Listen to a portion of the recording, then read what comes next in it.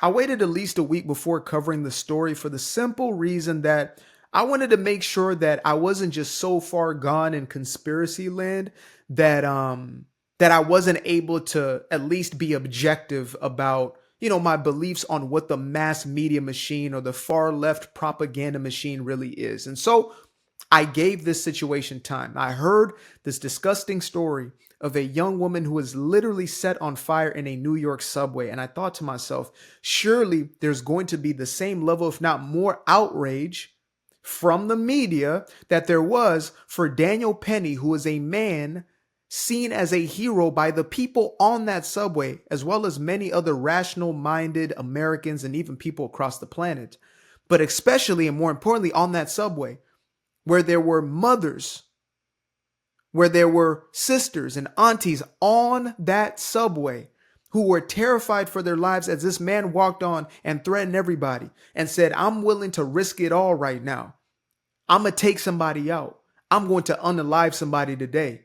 Threw his jacket at somebody and was tweaking out on that subway. And he is restrained by that young man who is a hero. I don't give a damn if you think that I'm a sellout of Uncle Tom, whatever the hell it is.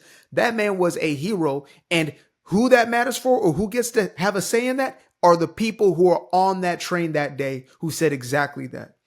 But nevertheless, I saw the media erupt, more specifically the far left media machine, which is a majority of the mass media. And I saw them call this man a white supremacist, a racist vigilante, a man who was out to take a young black man's life. If that was a white man that he was subduing, he would have never subdued it for that long. He would have never, quote unquote, taken his life, right?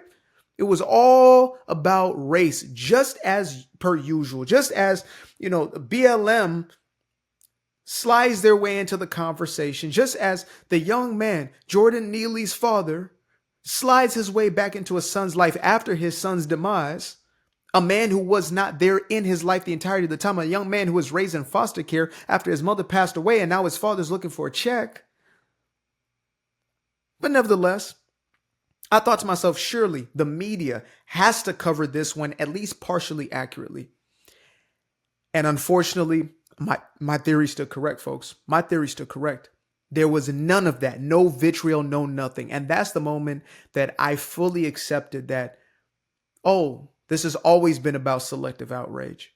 It's not that, again, I've been naive to it. I report on these sorts of things all the time. But again, I want to make sure that I give them enough. I give them their time. I'm going to give them their space and I'm going to let some things play out. Some things I speak on directly because I have an opinion right away. But this one I said, okay, let's see how they play this story out of an illegal immigrant who was a convicted criminal already, who was roaming the New York streets. Because you see, when you are a sanctuary city or quote unquote sanctuary state, that means it is a sanctuary for the criminals and it is an unsafe place for the law-abiding citizens within that city or within that state. That's what sanctuary means. It's a sanctuary for somebody. They just didn't tell you who it was a sanctuary for, right? So you have this criminal walking through the streets out of his mind, crazy as all hell, and he sets this woman on fire and people watch, which is another disgusting aspect of it. But they call this the Daniel Penny effect, where you villainize the heroes and you put these people through the grinder for doing what they did, trying to spare the lives of their fellow citizens. And so who else is going to be incentivized to step in when you know you're just going to go to prison if anything happens in the first place? If I touch this person, I've had this experience in California where the criminal, the person who's coming in stealing stuff in the store, has a slap on the wrist. But if you try to stop them, you might end up with a felony because you were combative. So you, even as a security guard, you're not allowed to put hands on this person and do whatever is necessary to detain them. And you might even be seen as the villain in the story. It's an insane mentality, but it is what is pushed by this woke ideology. And I believe it is genuinely demonic because it celebrates what is evil and what is wrong, and it pedestalizes, it celebrates and pedestalizes what is evil and wrong, and it belittles, diminishes, and even turns right into wrong. If you are somebody who has morals, values, you are seen as the problem. If you're an individual who is into the dysfunction and toxicity, you are uplifted. You are pedestalized. That is this worldview that we call the woke ideology. It's not just a little buzzword. This is an entire way of being that creates the sort of results where a woman is literally set on fire, folks. And people watch her burn to her demise. And the man who did it gets 1 or 2 days of airtime on television. Y'all remember when the George Floyd situation happened? All we saw all day, 24-hour cycles of that police officer and George Floyd right under him. All we saw was that image.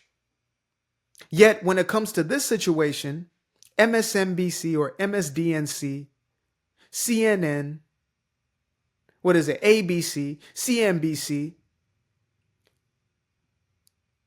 where's the repeated footage? Where's the continuous showing of the face of the individual who did this? Where is it? I saw people on platforms such as TikTok talking about they only heard the story from TikTok. The news was not reporting unless they went to Fox or Sky News, which is an Australian branch. They had to go to alternative sources to the people to hear about what the hell actually happened during the story. Some of these, man, it is heinous. It is disgusting. It is vile. I promise y'all. The CNNs of the world, I forget which one of these propaganda machines it was. They said woman catches on fire. May be a possible arsonist or whatever, right? These are the same people, CNN, who says Donald Trump falls on stage due to loud sound.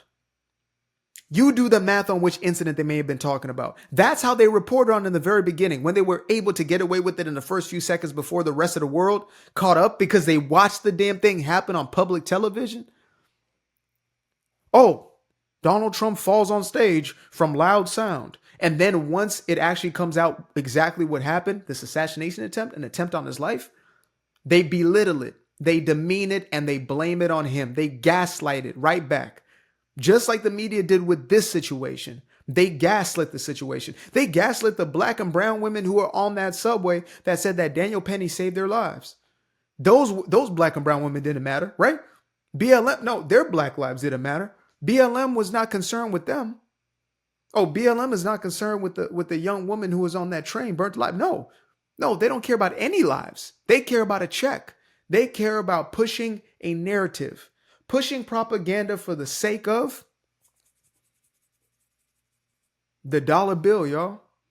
Pushing a narrative that's going to serve their agenda of tearing the fabric of this society, a free society, apart, to control through divide and conquer, to push these narratives such as the race narrative. What happened there? There was no attack on Guatemala. There was no attack on what was happening south of the border. None of that happened when it came to NBC, MSDNC, CNN, the rest of the far left woke ideologues. None of them reported on this as a problem of an open border where people were gladly coming in, criminals and all, having free reign in these quote unquote so-called sanctuary cities. None of that was reported on. Instead, it was, well, we have to do better. We have to do better. Or even, better off this one. Our cities are getting safer. Crime is down. Have y'all heard that one? Crime is down. It's real convenient that the people reporting on that news are the very ones who would have their positions ousted if the truth were to actually come out, which it now is. So yeah, I took my time, folks, with this one. Again, I just wanted to see it play out. I wanted to be wrong on this one. I genuinely wanted to be wrong. I wanted to see the so-called media, aka the propaganda machine. I wanted to see it redeem itself. This is your opportunity to tell the truth and to say the things that most people are begging you to say simply because it's reality.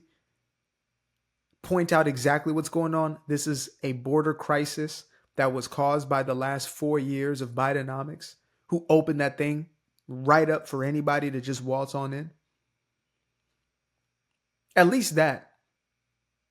But instead, what do we get? We get gaslit, we get projection, we get lies, and they wonder why we don't trust them. They wonder why platforms such as this one and others like it are where people are going for their news. We don't trust you anymore. We do not trust you.